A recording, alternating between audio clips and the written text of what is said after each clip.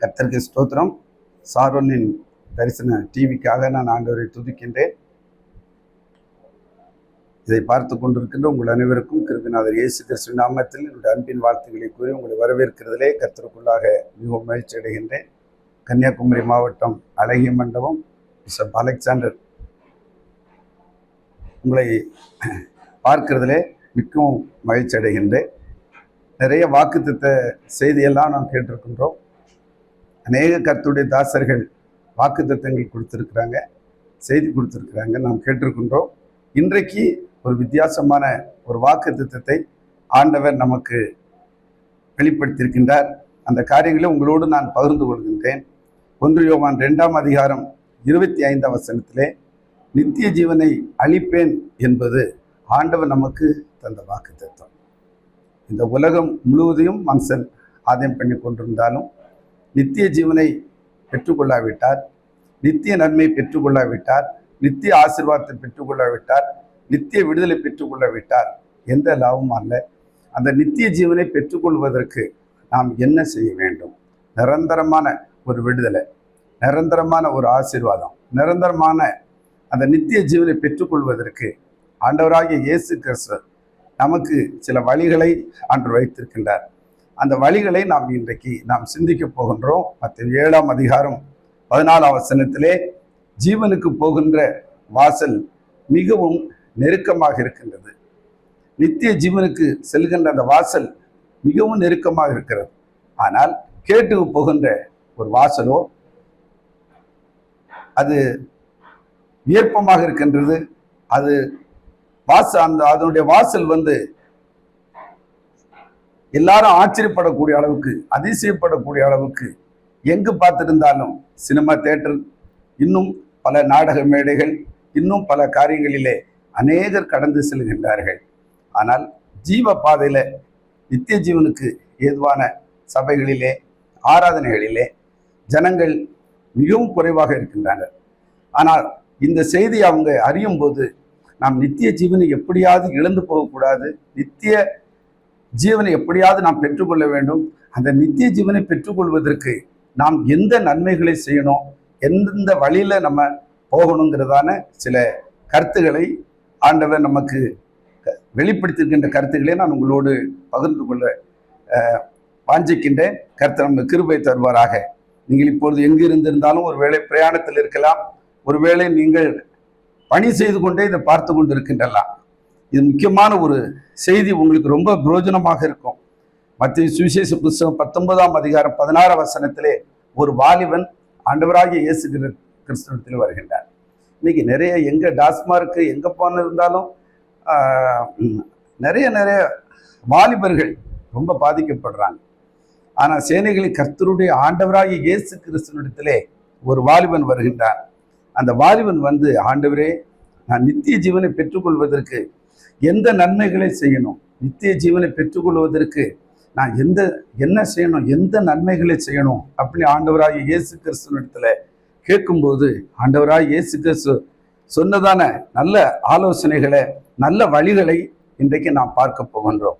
மத்தேயு 19ஆம் அதிகாரம் 17ஆம் வசனத்திலே நித்திய ஜீவனை பெற்றுக்கொள்வதற்கு கற்பனையை கைக்கொள்ள வேண்டும். ஆண்டவராகிய இயேசு சொல்லுங்க, கற்பனையை கைக்கொள்ள வேண்டும். உடனே அந்த வாலிபன் சொல்லுகின்றான், என் சிறு வயது முதலாக நான் அந்த கற்பனைகள் எல்லாம் கை கொண்டு வருகிறேன். இன்றைக்கு நிறைய கிறிஸ்துவ ஆலயங்களிலே கிறிஸ்துவை அறிந்தவர்கள் கூட நித்திய ஜீவனை பெற்றுக்கொள்வார்கள் என்றால் அது சந்தேகத்துக்குரியதாக இருக்கின்றது. ஏனென்றால் கிறிஸ்தவர்கள் என்று அழைக்கப்படுகின்ற அநேகர் கிறிஸ்துவுக்கு எதிராக, உபதேசத்துக்கு எதிராக, சத்தியத்துக்கு எதிராக, பாதாளம், நரகம், அக்கினி கடலுக்கு பங்கு உள்ளவர்களாக நிர்விசாரமாக வாழ்ந்து கொண்டிருக்கின்றார்கள். அவர்கள் எல்லாரும் ரட்சிக்கப்பட வேண்டும், எல்லாரும் சத்தியத்தை அறிய வேண்டும், எல்லாரும் நித்திய ஜீவனை பெற்றுக்கொள்ள வேண்டும் என்றால் கற்பனையை கைக்கொள்ள வேண்டியது அவசியமாக இருக்கின்றது. கற்பனையை கைக்கொள்ளாத யாரும் நித்திய ஜீவனுக்குள் பிரவேசிக்க முடியாது, அந்த நித்திய நன்மைகளை பெற்றுக்கொள்ள முடியாது, நித்திய சமாதானத்தை பெற்றுக்கொள்ள முடியாது, நித்திய ஆசீர்வாதங்களை பெற்றுக்கொள்ள முடியாது. உலகம் கொடுக்கின்ற பிரகாரம் அல்ல, என்னுடைய சமாதானத்தையும் உங்களுக்கு தருகிறேன். நிரந்தரமான தேவனிடத்திலிருந்து சமாதானத்தை பெற்றுக்கொள்ளும்படி, தேவனுடைய சந்தோஷத்தை பெற்றுக்கொள்ளும்படியாக இந்த செய்தி இந்த வார்த்தை அநேகருக்கு பிரோஜனமா இருக்கு என்று நான் விசுவாசிக்கின்றேன். குளச்சல் பக்கத்திலே, கன்னியாகுமரி மாவட்டம் பக்கத்தில் குளச்சல் இருக்கின்றது. அங்கு ஒரு சகோதரர் வியாதினாலே, கேன்சர் வியாதினாலே கஷ்டப்படுகின்றார்.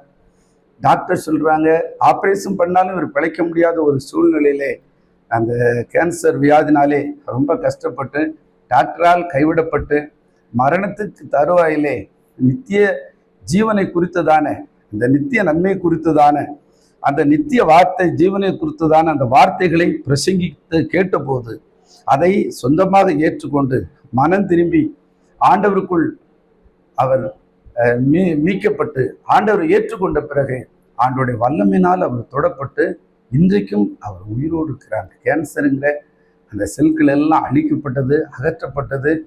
இன்றைக்கும் அவர் ஜீவனோடு இருக்கிறார். கன்னியாகுமரி மாவட்டத்திலே அவர் பெயர் உதயகுமார் என்று அழைக்கப்படுகின்ற அந்த சகோதரர் இன்றைக்கும் ஜீவனோடு இருக்கின்றார். நம் நித்திய ஜீவனை பெற்றுக்கொள்ளும் போது, நித்திய ஆசீர்வாதத்தை பெற்றுக்கொள்ளும் போது, நித்திய சமாதானத்தை பெற்றுக்கொள்ளும் போது நமக்கு இருக்கின்ற வியாதிகள், நமக்கு இருக்கின்ற பலவீனங்கள், நமக்கு இருக்கின்ற எந்த போராட்டமாக இருந்திருந்தாலும் ஆண்டவர் அவைகளில் இருந்து நம்மளுக்கு விடுதலை தர அவர் நல்லவரும் வல்லவரும் போதுமானவராக இருக்கிறார். 20ஆம் வசனத்தை நீங்கள் வாசிக்கும் போது ஆண்டவராகிய இயேசு கிறிஸ்து சொல்லுகின்றார், அவன் கற்பனைகளை மட்டுமல்ல இன்னும் உன்னிடத்தில் ஒரு குறை உண்டு என்றார். ஏனென்றால் கர்த்தருக்கு ஸ்தோத்திரம், அந்த வாலிபன் ரொம்ப வைராக்கியத்தோடு வாஞ்சையோடு ஆண்டவரிடத்துல நித்திய ஜீவனை பெற்றுக்கொள்ள வேண்டும் என்று சொல்லி ஆவலோடு வந்திருந்தார். இன்னும் உன்னிடத்துல ஒரு குறை இருக்கிறது, உன் தகப்பனையும் தாயையும் கனம் பண்ணணும். கர்த்தருக்கு ஸ்தோத்திரம், உனக்கு உண்டானவைகளை எல்லாம் விற்று நீ தரித்திரத்துக்கு கொடுத்துட்டு நீ என்னை பின்பற்றி வா, நித்திய ஜீவன் வேண்டும் என்றார். உனக்கு உண்டானவைகளை எல்லாவற்றையும் ஆண்டவருக்கு என்று கொடுப்பதற்கு கர்த்தருக்கு ஸ்தோத்திரம், தரித்திரருக்கு என்று கொடுப்பதற்கு கர்த்தருக்கு ஸ்தோத்திரம், விற்று எல்லாவற்றையும் விற்று தரித்தது கொடு என்று சொன்ன போது அவன் வெட்கத்துடன் திரும்பி நித்திய ஜீவனை பெற்றுக்கொள்ள வாஞ்சியோடு வந்த அவன் துக்கத்தோடு போய்விட்டான். ஆண்டவராகிய இயேசு கிறிஸ்து சொன்ன ஒரு உவமை என்ன இருக்கிறது? ஒரு ஒட்டகம் ஒரு ஊசியினுடைய காதுக்குள்ளே கூட நுழைஞ்சிடலாம். ஆனால் ஐஸ்வர்யவான்கள் தேவனுடைய ராஜ்யத்தில் பிரவேசிப்பது, நித்திய ஜீவனுக்குள் பிரவேசிப்பது அரிதான ஒரு காரியமாக இருக்கின்றது. அவன் செல்வத்தின் மேலே, இந்த உலகத்தின் மேலே, பணத்தின் மேலே, பொருள் மேலே தன்னுடைய ஆசைகள் எல்லாம் வைத்து நித்திய ஜீவனை இழந்தவனாக, நித்திய ஜீவனை பெற்றுக்கொள்ள முடியாதவனாக போய்விட்டார்.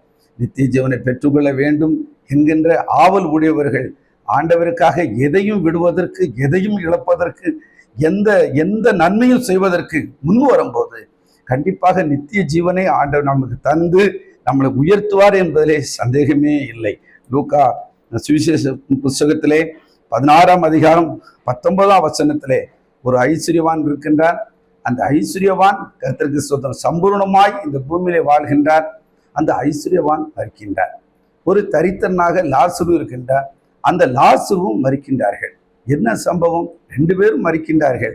ஆனால் அந்த ஐஸ்வர்யவான், இந்த லாசரு மரித்த பிறகு தேவதூதர்கள் அவனை கொண்டு போய் ஆபிரகாம் மடியிலே கொண்டு விடுகிறார்கள். அவன் ஆபிரகாமுடைய மடியிலே இளைப்பாரி கொண்டு இருக்கின்றான். இந்த ஐஸ்வர்யவான் பாதாளத்திலே, நரகத்திலே, அக்னி கடலிலே ஒரு சொட்டு தண்ணி இல்லாதபடி தவித்து கொண்டு இருக்கின்றார். இதை கேட்டுக்கொண்டிருக்கின்ற நீங்கள் யாராகி இருந்திருந்தாலும், ஒருவேளை பணம் இருந்திருந்தாலும், ஒருவேளை வேலை இருந்திருந்தாலும், ஒருவேளை செல்வங்கள் இருந்திருந்தாலும், இல்லாமல் போனாலும், யுகாயுகமாக பாதாளம், நரகம், அக்னி கடலில் இருந்து நம்மளை மீட்டு கொண்டு நித்திய ஜீவனை பெற்றுக்கொள்வதற்கு சில வழிகளை இன்றைக்கு நாம் பார்த்தோம். ஒருவேளை நீங்கள் கிறிஸ்துவை அறியாத ஒரு நபர்களாக இருக்கலாம், ஒருவேளை இந்து சகோதரர்களாக இருக்கலாம், ஒருவேளை புற மதத்தை சார்ந்தவர்களாக இருக்கலாம், ஒரு சபைகளை கூட, சாதாரண ஒரு சபைகளை சார்ந்தவர்கள் கூட நீங்கள் இருக்கலாம். இன்றைக்கு நீங்கள் யாராக இருந்தாலும், ஆண்டவரே நான் நித்திய ஜீவனை பெற்றுக்கொள்ள வேண்டும், நித்திய நன்மை பெற்றுக்கொள்ள வேண்டும், நித்திய ஆசீர்வாதத்தை எனக்கு தர வேண்டும் என்று சொல்லி நீங்க கேட்டா, ஆண்டவராகிய இயேசு கிறிஸ்து உங்களுக்கு நித்திய ஜீவனை தந்து, நித்திய ஆசீர்வாதத்தை தந்து உங்களை வழி நடத்துவார் என்பதிலே சந்தேகமே இல்லை. ஒரு பெரிய அதிகாரி ஒருவன் வருகின்றான். ஆண்டவராகிய இயேசு கிறிஸ்துவனிடத்தில் நல்ல போதகரே, நித்திய ஜீவனை பெற்றுக்கொள்வதற்கு இன்னும் நான் என்ன செய்ய வேண்டும் என்று சொல்லி கேட்டபோது ஆண்டவராகிய இயேசு சொன்ன வார்த்தைகளை நான் சொல்லுகின்றேன். ஒரு சபையோ ஒரு பாஸ்டரோ சொல்ற வார்த்தைகளை நான் உங்களுக்கு பிரசங்கிக்கவில்லை, சொல்லவில்லை. ஆண்டவராகிய இயேசு கிறிஸ்து சொன்ன வார்த்தை. யோவான் 3:1 நீங்கள் 5 வரை வாசிக்கும் போது, யூதருக்கு அதிகாரியாக இருந்த நிக்கேத்துவம் என்கிற பரிசேகன் ஒருவன் வந்து, ஆண்டவரே, அந்த நித்திய ஜீவனை பெற்றுக்கொள்வதற்கு நான் என்ன செய்ய வேண்டும் என்று சொல்லி கேட்டபோது, ஆண்டவராக இயேசு கிறிஸ்து ஆமென் 3ஆம் அதிகாரத்தில் 3ஆம் வசனத்திலே, ஒருவன் மறுபடியும் பிறவாவிட்டால் தேவனுடைய ராஜ்யத்திலே பிரவேசிக்க மாட்டான். ஒருவன் ஜலத்தினாலும் ஆவினாலும் பிறவாவிட்டால் தேவனுடைய ராஜ்யத்திலே பிரவேசிக்க மாட்டான் என்று தெளிவாக ஆண்டவர் பேசியிருக்கிறார். இதுவரைக்கும் மனம் திரும்பாத ஒரு கிறிஸ்தவர்களா நாம் இருப்போம் என்று சொன்னால், மனம் திரும்பும்படியாக ஒருவேளை ஞானஸ்தானம் எடுக்காம இருக்கின்ற ஒரு கிறிஸ்தவர்களா இருப்போம் என்று சொன்னால், பிதா குமாரன் பரிசுத்த ஆவி நாமத்தினாலே மூழ்கி ஞானஸ்தானம் பெற்றுக்கொள்ளும்படியாக இதுவரைக்கும் ரட்சிக்கப்படாத ஒரு பேரளவில் ஒரு கிறிஸ்தவர்களாக இருந்தால், இன்றைக்கு ஆண்டவரின் பாவத்தை மன்னியும், என்னை ரட்சியும், நித்திய ஜீவனை நான் பெற்றுக்கொள்ள வேண்டும், எனக்கு நித்திய ஆசீர்வாதத்தை தர வேண்டும் என்று சொல்லி நீங்கள் கேட்கும்போது, கண்டிப்பாக ஆண்டவர் உங்களுக்கு நித்திய ஜீவனை தருவார் என்பதிலே சந்தேகமே இல்லை. நித்திய சமாதானத்தை தருவார் என்பதிலே சந்தேகமே இல்லை. நித்திய ஆசீர்வாதத்தை தருவார் என்பதிலே சந்தேகம் இல்லை. யோவான் 3ஆம் அதிகாரம் 5ஆம் வசனம், ஒருவன் ஜலத்தினாலும் ஆவியினாலும் பிறவாவிட்டால் தேவனுடைய ராஜ்யத்திலே பிரவேசிக்க மாட்டார். இதுவரைக்கும் நீங்கள் பரிசுத்த ஆவியை பெறாத ஒரு நபராக நீங்கள் இருப்பீர்கள் என்று சொன்னார். இன்றைக்கு தூய ஆவியானவர் உங்களை நிரப்பும்படியாக, தேவனுடைய ராஜ்யம் புசிப்பும் குடிப்பும் அல்ல, அது நீதியும், அது சமாதானமும் பரிசுத்த ஆவியில உண்டாகிற ஒரு சந்தோஷமாக இருக்கிறது. இன்றைக்கு நீங்கள் பரிசுத்த ஆவியை நீங்கள் ஆண்டவரிடத்தில் கேட்பீர்கள் என்றால், யோவேல் தீர்க்கதரிசனம் மூலமாக 2:28 மாமிசமான யாவர் மேலும் என் ஆவியை ஊற்றுவேன் என்று ஆண்டவர் சொல்லியிருக்கின்றார். நீங்கள் ஆண்டவரிடத்தில் எனக்கு பரிசுத்த ஆவி வேண்டும், எனக்கு பரிசுத்த ஆவி எனக்கு தாரும் என்று சொல்லி கேட்கும்போது, ஆண்டவர் உங்களை பரிசுத்த ஆவினால் நிறைத்து உங்களை பரலோக ராஜ்யத்துக்குரிய நித்திய ஜீவனை பெற்றுக்கொள்ளக்கூடிய அந்த கிருபைகளை ஆண்டவர் உங்களுக்கு தருவார் என்பதிலே சந்தேகமே இல்லை. வியாதியோடு இருக்கலாம், பலவீனத்தோடு இருக்கலாம், கடன் பாரத்தோடு இருக்கலாம், ஒருவேளை எல்லா சூழ்நிலையிலையும் கைவிடப்பட்டவர்களாக நீங்கள் இருக்கலாம். ஆண்டவருடைய வருகையிலே நீங்கள் கைவிடப்படக்கூடாது. நித்திய ஜீவனை பெற்றுக்கொள்ள வேண்டும், நித்திய சமாதானத்தை பெற்றுக்கொள்ள வேண்டும், நித்திய ஆசீர்வாதத்தை பெற்றுக்கொள்ள வேண்டும் என்று சொல்லி கிருபைநாதர் இயேசு கிறிஸ்துவின் நாமத்தில் உங்களுக்கு அன்பின் வாழ்த்துக்களை கூறி, இந்த வார்த்தைகள் மூலமாக ஆண்டவர் நமக்கு நித்திய நன்மைகளையும் நித்திய ஆசீர்வாதங்களையும் தருவார் என்று சொல்லி விசுவாசித்து உங்களுக்கு வாழ்த்துக்களை கூறி உங்களுக்காக பாரத்தோடு ஜெபிக்க வேண்டும் என்று விரும்புகிறேன். ஒருவேளை நீங்கள் வேலையில் இருக்கலாம், ஒருவேளை நீங்கள் பிரயாணத்தில் இருக்கலாம். எந்த சூழ்நிலையில் எந்த வேலையில் இருந்திருந்தாலும் இந்த வாலிபனை போல, ஆண்டவரே, நித்திய ஜீவனை பெற்றுக்கொள்வதற்கு நான் எந்த நன்மை செய்யணும், என்ன செய்யணும் ஆண்டவர் என்று சொல்லி கேளுங்க. இதுவரைக்கும் நீங்கள் கற்பனையை கை கொள்ளாத ஒரு நபர்களாக இருந்தால் கற்பனையை கை கொள்ள வேண்டும். 10 கற்பனை உங்கள் எல்லாருக்கும் தெரியும். கர்த்தருக்கு ஸ்தோத்திரம். அந்த 10 கற்பனையும் கை கொள்வதற்கு ஆண்டவர் உங்களுக்கு உதவி செய்வார். தகப்பனையும் தாயையும் கனம் பண்ணுவதற்கு ஆண்டவர் உதவி செய்வார். இன்னும் பல ஏழை எளியவங்க, கைவிடப்பட்டவங்க, அனாதைகள், திக்கற்றவர்கள், யாராயிரம் விதவைகள் இருந்தால் அவர்களுக்கு நீங்கள் உதவி செய்யும் போது, மத்தேயு 25ஆம் அதிகாரத்திலே கர்த்தருக்கு ஸ்தோத்திரம், ஆண்டவராகிய இயேசு கிறிஸ்து செம்மறியாடு வெள்ளாடு, கர்த்தருக்கு ஸ்தோத்திரம், 25ஆம் அதிகாரத்திலே கடைசி வசனத்தில் சொல்லப்பட்டிருக்கிறது. அந்த செம்மறியாடு கர்த்தருக்கு ஸ்தோத்திரம் வலது பக்கத்திலே இருக்கின்றது. வெள்ளாடு இடது பக்கத்தில் இருக்கு. இடது பக்கத்தில் இருக்கிறவர்களை பார்த்து சபிக்கப்பட்டவர்களே என்று ஆண்டவராய் தெய்வம் சொல்லுகிறார். வலது பக்கத்தில் பார்த்து பிதாவினால் ஆசீர்வதிக்கப்பட்டவர்களே, உலகம் தோன்றுவதற்கு முன்பாக உங்களுக்காக ஆயத்தம் பண்ணப்பட்டிருக்கின்ற அந்த நித்திய ராஜ்யத்தை, அந்த நித்திய ராஜ்யத்தை நீங்கள் சுதந்திரித்துக் கொள்ளுங்கள் என்று சொல்லி ஆண்டவராய் இயேசு கிறிஸ்து அந்த கர்த்தருக்கு வலது பக்கத்தில் இருக்கிறவர்களை பார்த்து கர்த்தருக்கு ஸ்தோத்திரம் நித்திய ராஜ்யத்திற்குரியவர்களாக அவர்களை கண்டு நித்திய ராஜ்யத்தை பெற்றுக்கொள்வதற்கு எப்படி தகுதி உள்ளவர்களாக மாற்றப்பட்டார்களோ அதே போல நம்மளுக்கு வாய்ப்புகள் இருக்கும்போது சிறிதும் பெரிதுமாக நன்மைகளை செய்து நாமளும் அந்த நித்திய ராஜ்யத்தை பெற்றுக்கொள்ள ஆண்டவர் உங்களுக்கு உதவி செய்வாராக. நீங்க எந்த இடத்துல இருந்திருந்தாலும் நீங்கள் அந்த இடத்துல இருக்கும்போது உங்களுக்காக நான் கர்த்தருக்கு ஸ்தோத்திரம் ஜெபிக்கின்றேன். கர்த்தருக்கு ஸ்தோத்திரம். நீங்க அந்த இடத்துல ஒருவேளை வேலை செய்தாலும் பரவாயில்ல, கர்த்தருக்கு ஸ்தோத்திரம், நீ ஜெபத்தோடு இருங்க, ஆண்டவர் உங்களுக்கு உதவி செய்வார். மகா பரிசுத்தமும் இரக்கமும் நிறைந்த பரலோகத்தின் நல்ல ஆண்டவரே, மகிமையின் நல்ல ஆண்டவரே, நீ நன்றியோடு துதிக்கின்றோம். கோடா கோடி ஸ்தோத்திரங்களை ஏறெடுக்கின்றோம். நிறைய வாக்குத்தத்தங்களை நாங்கள் படித்திருக்கின்றோம். நிறைய வாக்குத்தத்த செய்திகளை நாங்கள் கேட்டிருக்கின்றோம். ஆனால் நித்திய ஜீவனை பெற்றுக்கொள்வதற்கு வேண்டிய வாக்குத்தத்தங்கள் இன்னும் குறைவாகவே பேசப்படுகின்றது, சொல்லப்படுகின்றது, கேட்கப்படுகின்றது. இந்த டிவியில எந்த தூர இடத்திலிருந்து வெளி தேசத்திலிருந்து கேட்டுக்கொண்டு வந்திருந்தாலும் நீங்கள் நித்திய ஜீவனை பெற்றுக்கொள்வதற்கு ஆண்டவராகிய இயேசு கிறிஸ்துவை தவிர வேற யாராலும் அந்த நித்திய ஜீவனை பெற்றுக்கொள்ள முடியாது. அவர்தான் நமக்காக, நம்முடைய பாவங்களுக்காக, நம்முடைய அக்கிரமங்களுக்காக சிலுவையிலே மரித்து 3 நாள் உயிரோடு இருந்து இன்றைக்கு ஆவியானவராக நம் மத்தியிலே செயல்பட்டு கொண்டிருக்கின்றார். ஒருவேளை மரணமே நேரிடுகின்ற சூழ்நிலையிலே, வியாதியின் பள்ளத்தாக்கிலே நீங்க அலறி கொண்டிருந்தாலும், தவித்து கொண்டிருந்தாலும், அந்த மரண பயத்துக்கு மரணமே உன் கூறு எங்கே, பாதாளமே உன் ஜெயம் எங்கே என்று சொல்லி மரணத்தை ஜெயித்த ஆண்டவராகிய இயேசு கிறிஸ்துவினுடைய பிரசன்னம், அந்த காயப்பட்ட கரம், நீங்கள் எப்பேற்பட்ட மரணத்துக்கு ஏதுவான வியாதியாக இருந்தாலும் ஆண்டவர் அந்த இடத்திலே உங்களை தொட்டு குணமாக்குகின்றதை நான் பார்க்கின்றேன். எத்தனையோ பேருக்கு அப்படிப்பட்ட அற்புதங்களை ஆண்டவர் செய்திருக்கின்றார். இனி மரணத்தை குறித்து ஒரு பயம் உங்களுக்கு இல்லை, நரகத்தை குறித்து ஒரு பயம் இல்லை. மனம் திரும்பின, மறுபடி பிறந்த, ஆவினாலும் ஜலத்தினாலும் கர்த்தருக்கு ஸ்தோத்திரம், இந்த புது சிருஷ்டியாக மாற்றப்பட்டிருக்கின்ற உங்கள் ஜீவன் ஆண்டவருடைய கரத்தில் இருக்கின்றது.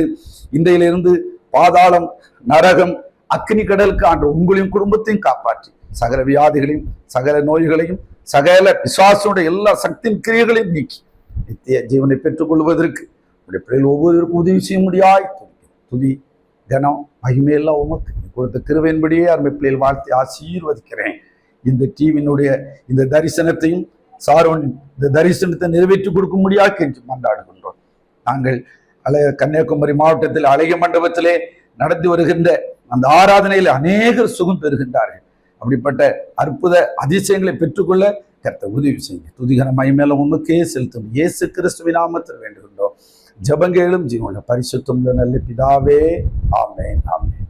சந்தோஷம் சந்தோஷம் பொங்குதே, ஆனந்தம் ஆனந்தம் பொங்குதே, சந்தோஷம் சந்தோஷம்